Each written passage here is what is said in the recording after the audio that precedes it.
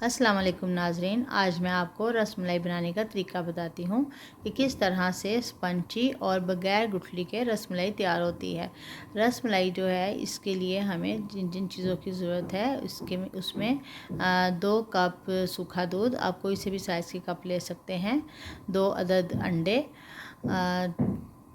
एक थोड़ा सा ज़ाफ़रान, बादाम, पिस्ता और 2 लीटर लिक्विड मिल्क आप बॉक्स वाला भी ले सकते हैं और फ्रेश मिल्क भी ले सकते हैं, लेकिन तकरीबन 2 लीटर चाहिए। और 2 टेबलस्पून कुकिंग ऑयल, थोड़ी सी 1 टीस्पून जो है सब्ज़ इलायची पीसी हुई, और baking powder 1 teaspoon. Baking powder जो है और सूखा दूध जो है इनको हम पहले मिक्स करेंगे। ड्राई इंग्रेडिएंट्स को पहले मिक्स करने से ये होगा कि हमारी जो रसमलाई है उसमें गुठली नहीं डलेगी। अब ये देखें, अच्छी तरह से आप मिक्स करके इसको फिर इसमें अंडे डालेंगे। ये जो मेरे पास अंडे हैं ये थोड़े बड़े साइज़ के हैं, इसलिए मैं 2 डाल रही हूँ।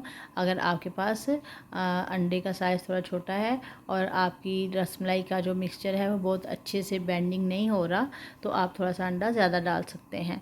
और इसमें तकरीबन 2 टेबलस्पून के करीब आपका कुकिंग ऑयल जाएगा, और हम इसको अच्छी तरह से मिक्स करके इस तरह गोलियाँ बना लेंगे।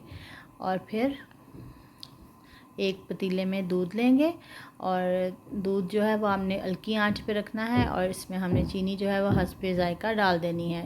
कुछ लोग कम चीनी पसंद करते हैं, कुछ लोग ज़्यादा पसंद करते हैं, तो अपने टेस्ट के मुताबिक इसमें दूध में पहले चीनी मिक्स करके आप इसका फ्लेवर टेस्ट कर लें।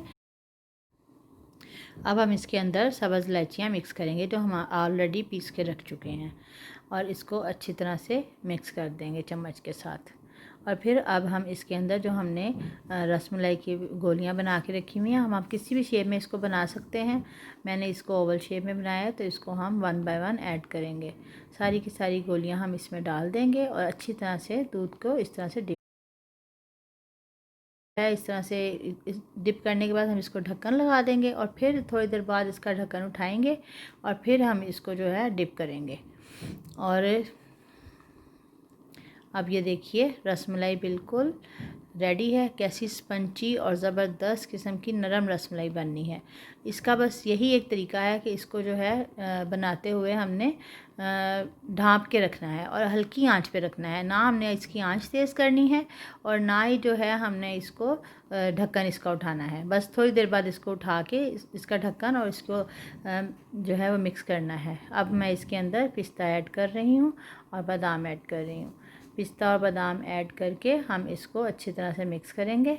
और ये देखें कैसी ज़बरदस्त किस्म की मज़ेदार रसमलाई तैयार हो गई है।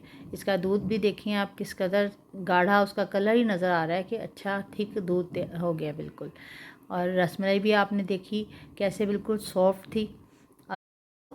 इस तरह सब बादाम और पिस्ता डाल के इसको 1 बाय 1 निकाल के गार्निश करेंगे। गार्निश करने के लिए आप किसी भी तरह का एक बाउल ले सकते हैं। मुझे ये वाइट कलर के बाउल में ग्रीन और वाइट जो है रसमलाई का जो कलर होता है वो बड़ी खूबसूरत लगती है, क्योंकि पिस्ते के साथ इसका कलर जो है वो थोड़ा सा ग्रीन आ जाता है। तो इसमें पिस्ता ऊपर से गार्निश करें, और थोड़ा सा जो है इसके ऊपर आप ज़ाफ़रान डाल दें। ज़ाफ़रान अगर किसी को नहीं पसंद तो वो नहीं डाले, तो मुझे इसका कलर जो है बहुत अच्छा लगता है। मेरी फ्रेंड जो है वो इस तरह से ज़ाफ़रान डाल के ही बनाती हैं, तो मुझे भी ज़ाफ़रान जो है वो बहुत अच्छा लगता है इसके ऊपर डला हुआ। तो ये देखें, इस तरह से बिल्कुल मज़ेदार किस्म की हमारी रसमलाई रेडी हो गई है। Thank you.